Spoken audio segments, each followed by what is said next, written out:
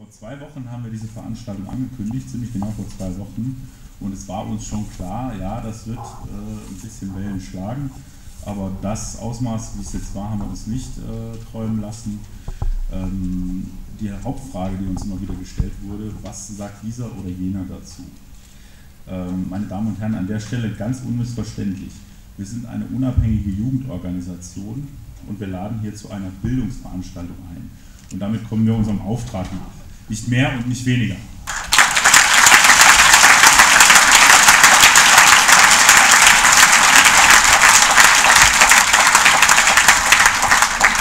Wir sind insbesondere keine Partei, deswegen dürfen wir auch leider keine begünstigten Spenden entgegennehmen, aber das soll Sie nicht hindern am Spenden. Das steht dafür schon mal.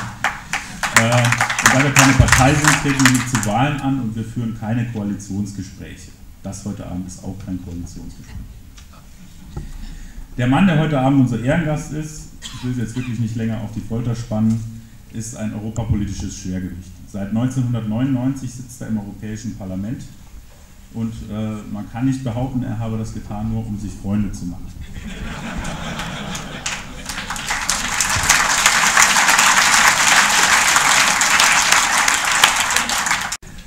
Meine Damen und Herren, Nigel Farage hat das Euro-Debakel schon kommen sehen, als man hierzulande noch von einem Erfolgsmodell sprach. Er bezeichnet sich als Libertär, weil er die Freiheit liebt. Und er hat schon früh erkannt, dass es diese Freiheit mit dieser EU nicht geben wird.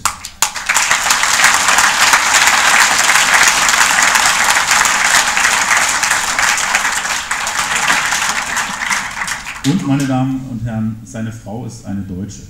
Er weiß also, wie es ist, unter einem Dach zu leben, das von einer deutschen Frau beherrscht wird.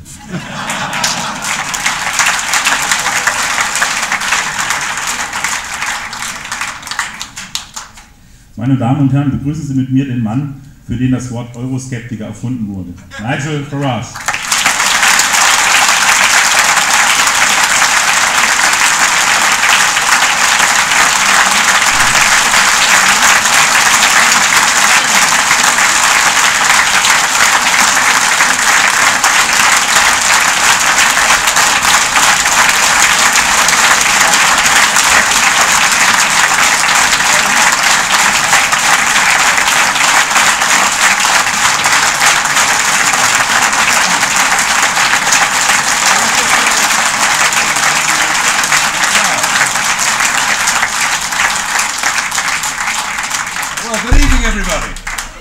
And thank you for that warm reception. Normally when I address audiences of this size, it's in the chamber in Strasbourg. And whilst it's true, I do generate quite a lot of noise, it's very rarely applause. So thank you.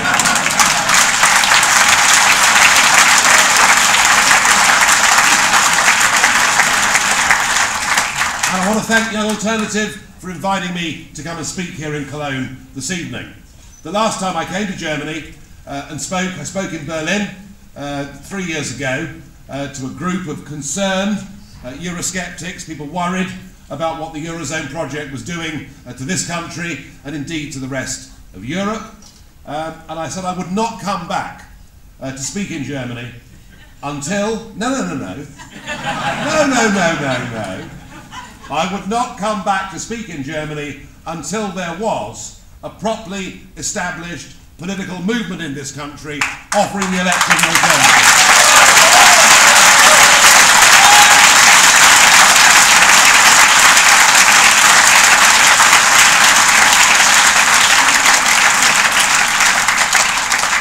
You see, I am something of a veteran at this game because my conversion to Euroscepticism happened back in 1990. October 1990, and the British Chancellor of the Exchequer joined sterling up to something called the exchange rate mechanism. It meant effectively we pegged sterling against the Deutschmark, and we did it at a time when Germany was doing relatively well and Britain was doing relatively badly. And I knew on that evening that this simply wouldn't work. Now the reason I knew that was because unlike most people in Western politics these days, and we have a House of Commons full of them, They all go to the same school. They all go to the same Oxford College. They all study philosophy.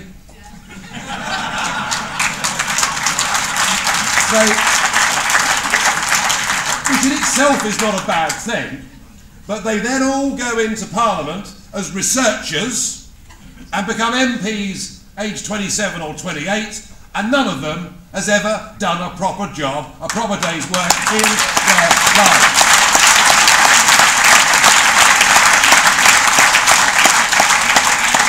And by contrast, you know, I spent 20 years working in the commodities business in London, trading, buying and selling copper, aluminium, and doing business with German companies and doing business all over the world.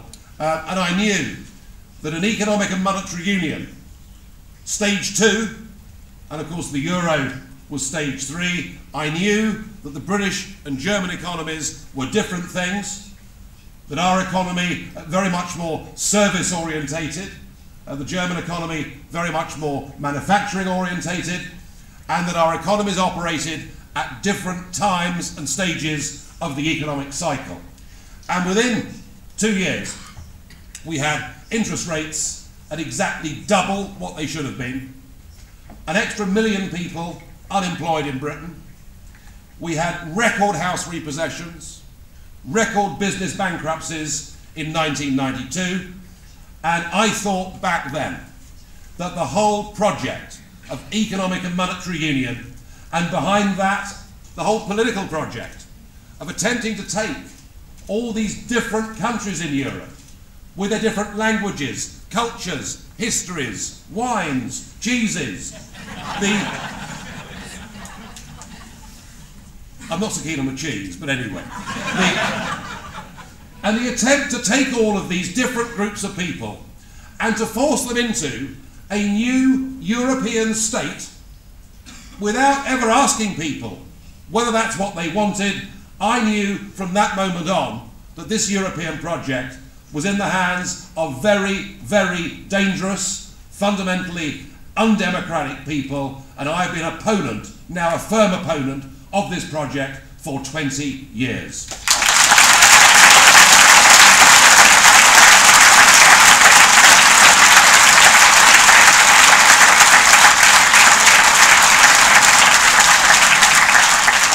Of course, in the early days, there were some who tried to characterise and paint me out to be anti-European.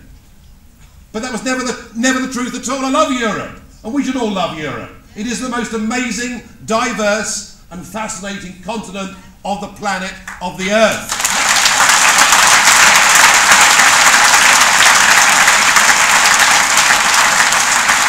In fact, if you love the diversity that exists in Europe, then I hope, like me, you think that star-spangled banner, which they have as a flag, the adoption of a very nice piece of music from Beethoven, but to be turned into an anthem, and the appointment of that fella from Belgium as the president, I hope, like me, that you would agree that actually all of those things have got nothing to do with Europe at all. Exactly.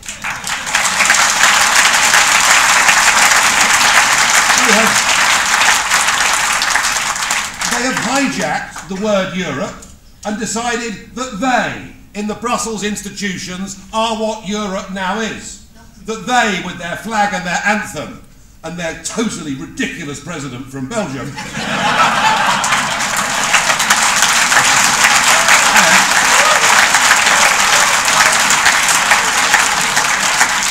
by the way, I think he owes me big time. You see, when this little fella turned up and gave what was without doubt one of the dullest speeches I've heard in my entire life, the level of knowledge of Herman Van Rompuy across the whole of Europe was 2%.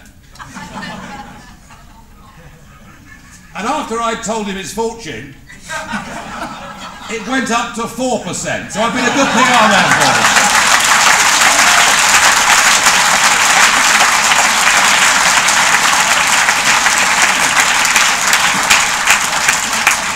Well, of course, I mean, I was written off, UKIP was written off in the United Kingdom and elsewhere, that somehow we were mad, bad, dangerous people, and we went through a period of time, and this will be familiar to all the new Eurosceptic group, some UKIP banners in the audience. Well done, fellas, I love it.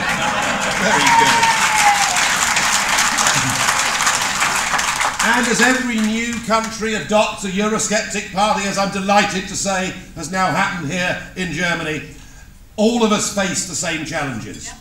We face a media that would rather just blank us out, or a media that when they do cover us, you know, make life very difficult indeed for us. And actually, if you think about it, you know, when you challenge a status quo, whether it's in politics, or in science, or in business, all through the history of mankind, if you challenge an established, comfortable status quo, they will always throw terms of abuse at you.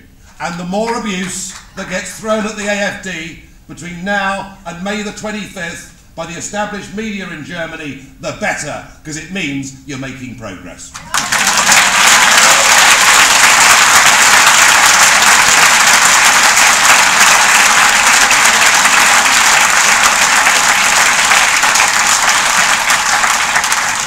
So I now sense that there is a new Eurosceptic wind that is blowing through Europe, and in particular through the north of Europe.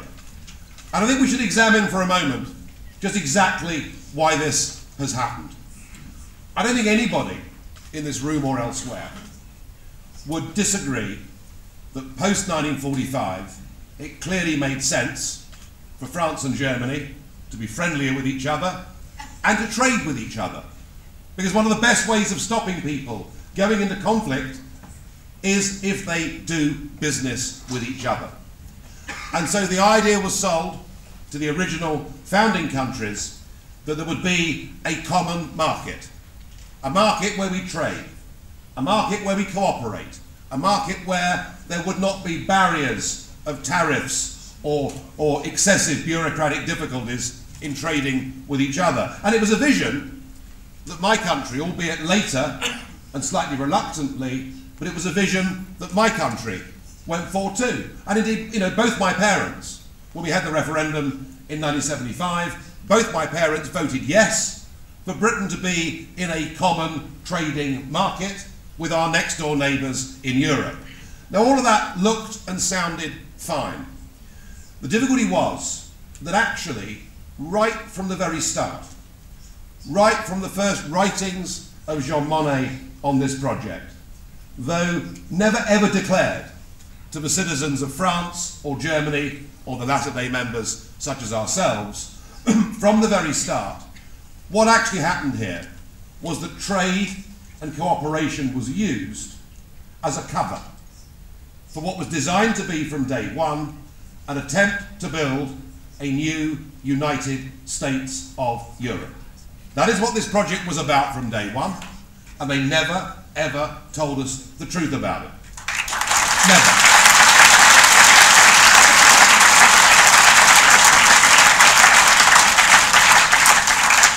But it was actually rather worse than that. It was rather worse than that, because the method by which they chose to build this United States of Europe was a method that from day one, it deliberately excluded democracy from the process. Excluded it completely. And Monnet's thinking was that democracy was damned inconvenient. That because of democracy, you have national elections. And once every 4 or 5 years, you can vote for a government that takes a completely different direction to the government of before. So in policy terms, a country can sort of tack all over the place. For the big thinkers like Monnet, this was an inconvenience that wasn't to be tolerated, because he was one of the great and the good, and he knew far better what was good for ordinary people than they did themselves. Well, it's true. And so they set up a form of government whereby the European Commission, which is the bureaucracy of the institution, The European Commission, the bureaucracy, within which there is not a single elected person, and over whom there is no method of accountability, they were the body from day one, and they're still the body today, that have the sole right to propose legislation, and the sole right to repeal legislation. And what that means for you as voters in Germany, or for us as voters in the UK, is that you cannot, at a general election, and you cannot, at a European election, vote for a government that will undo legislation that you see to be damaging and put in place something else. It has gone beyond the democratic fingertips of ordinary folk to actually determine their own destiny. It is the death of democracy, and I think that the one thing we should really learn from history is not that in Europe, if we have nation states, will they go to war with each other. I think the lesson from history is that if European nation states are democratic nation states, we will never go to war with each other. And that is the model.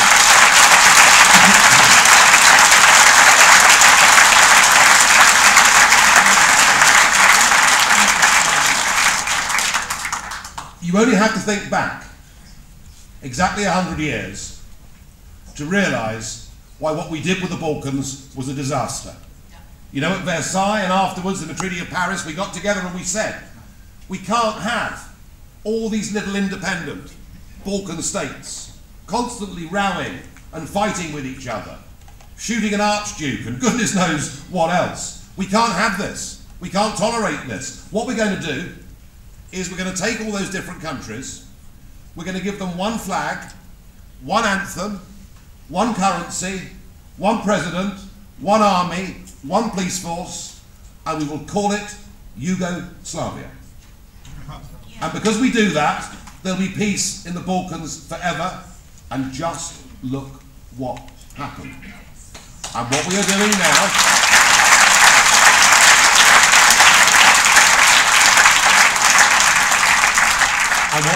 now, is we are building a European political project that has all of those symbols, that now even has an active foreign policy. You know, you'll notice that the British, French and Italians got together to bomb Libya, to get rid of Gaddafi, and that now Libya is in a far worse state than it was before. You might have noticed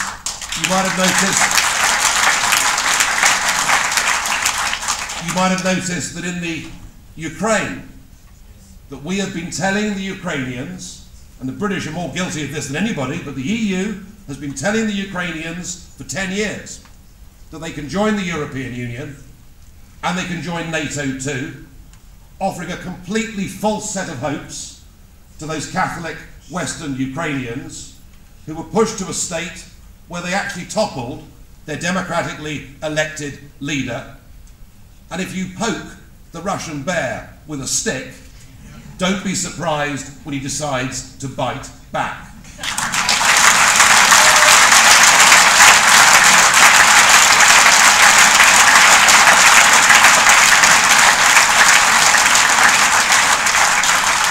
I don't want to be part of a militarised political Europe with a foreign policy.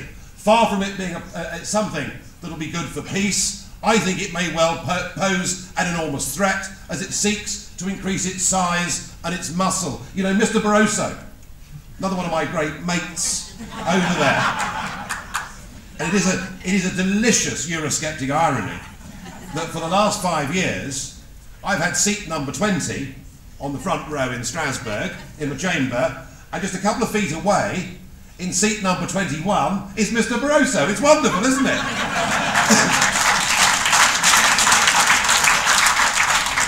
But even Mr. Barroso said 3 years ago, what we are doing in the European Union is we are building the first ever non-imperial, non-military empire.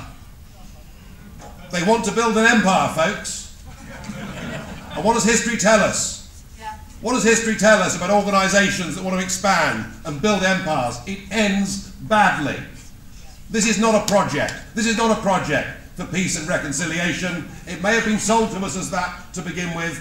Actually, the truth of it is, and I see it in the European Parliament when they play that anthem. I see the Euro-federalists standing, absolutely ramrod straight to attention. What we are actually now facing, we're not the nationalists, those of us that want to live in nation states, those of us that want to live in democracy, those that want to be able to determine our future and our children's future. We're not the nationalists, they are the nationalists in their desperation to build this state.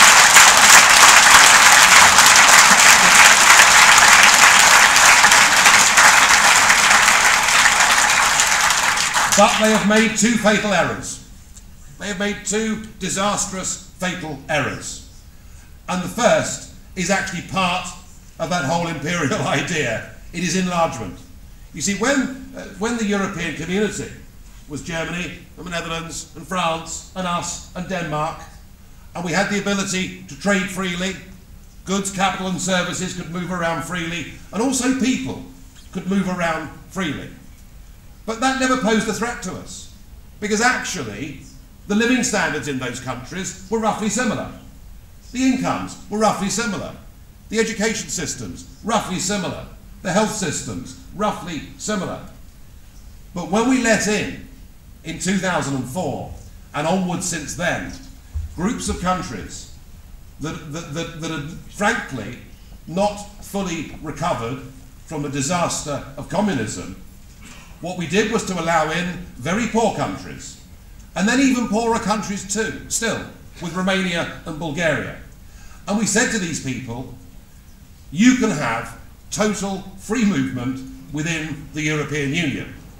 Now, you haven't got to be Einstein to work out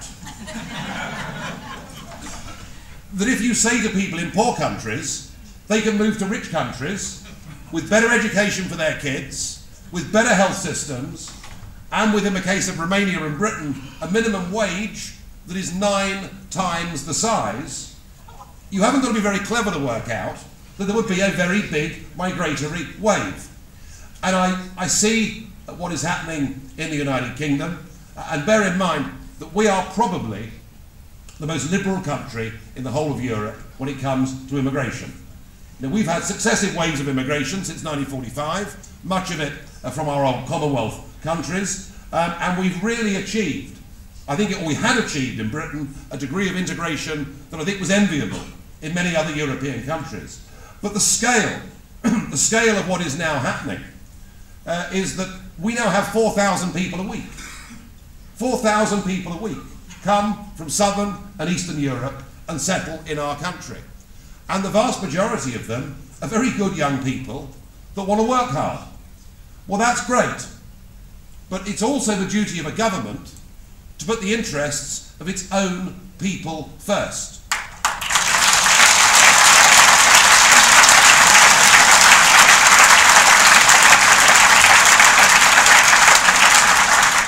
And what open door mass immigration within the European Union has done to the United Kingdom, well, some argue that it's put up our gross domestic product.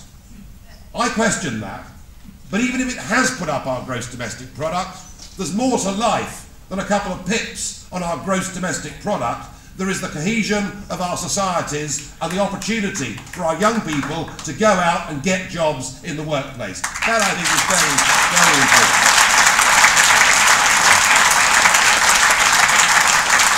And so in the United Kingdom, and in Denmark, and in Sweden, and in Finland, and I see the debate beginning to in parts of Germany here as well, we're beginning to actually rebel against our politicians because of what they've done to ordinary working communities and families. It doesn't affect the rich.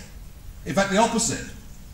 For the rich, it's terrific because it means cheaper nannies, cheaper chauffeurs, cheaper gardeners. In fact, for the rich in Britain, we're back to Downton Abbey. You know, they've all got domestic staff, and that's lovely. But what it's meant for millions of ordinary working people is that their wages have gone down over the course of the last 10 years. We've had a doubling of youth unemployment. And making these arguments in the past has been very difficult, because anybody that ever dared anywhere in Northern Europe to touch on the immigration question was always liable to have a very nasty label thrown at him or her. But I don't believe that's the case, and I think there is now an overwhelming groundswell of opinion, particularly in Northern Europe, given what I think in Southern Europe may well get worse. There is now a demand that says, actually, not only do we want our nation state back, not only do we want our democracy back, we want control of our borders back so that we can decide, in terms of quantity and quality, who comes to live, work and settle in our country.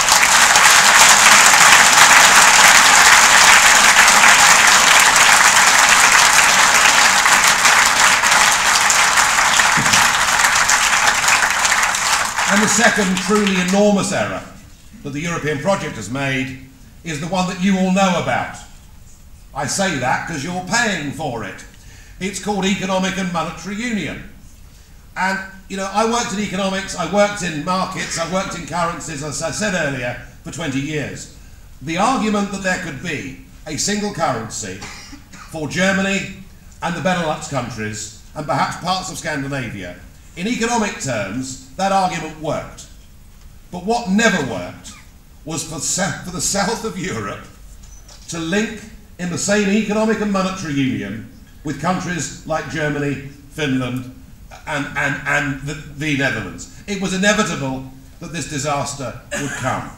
And I have to say that whilst the Germans may be somewhat resentful, as are indeed the Dutch and the Finns, about the money you've had to pay so far to bail out those countries, I'm sorry to be the bearer of news, which is you ain't seen nothing yet.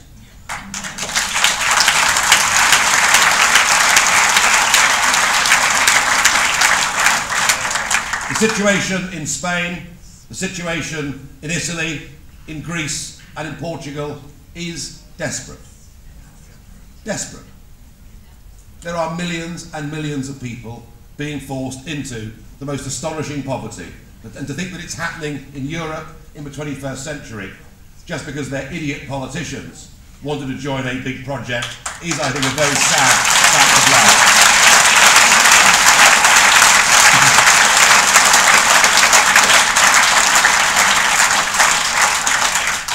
Those countries are now experiencing deflation. It is a terrible economic malaise, recovery from which can take a very long time.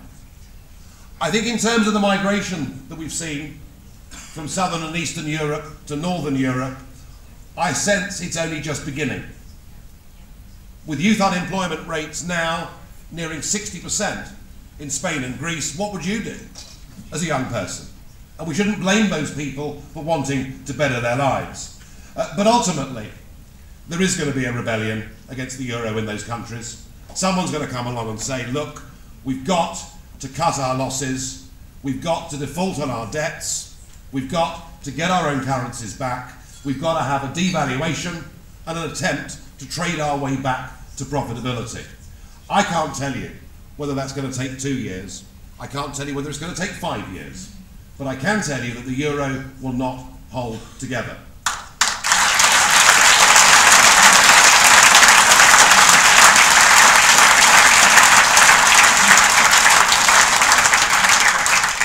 And the economic consequences of that for Germany are very serious indeed. The money that you've committed to the bailouts, the very complicated Target 2 system. But Germany faces a big crisis too when some of these countries finally have to go bust. And that is why it is so, so important that you now have a political party in Germany called the AfD that you can vote for. Because it has within it some very brilliant people, some economists, academics and business people, because Germany is going to need a political voice to work out how you as a country are going to navigate those choppy waters when this euro finally ends. And I want to say that I wish the party all the very best of luck. I have my fingers crossed for you in the general election. You didn't quite make it, and I was up at midnight thinking, come on. But on May the 25th, you are going to do it. And I'm not interested in all the media questions I've been asked, and some of you guys have been asked, oh, which group are you going to join in the European Parliament? Who are you going to get into bed with, as it were? And frankly, all of that's irrelevant, and none of it should worry any of your heads at this stage. Those of you who want to see an active voice in German politics that stands up for national democracy, that wants to turn the tide of this monstrous European bureaucracy, and will have the courage to chart the future course for Germany. Don't worry what happens after May the 25th. Just go out there and jolly well make sure you succeed on May the 25th. Thank you very much indeed.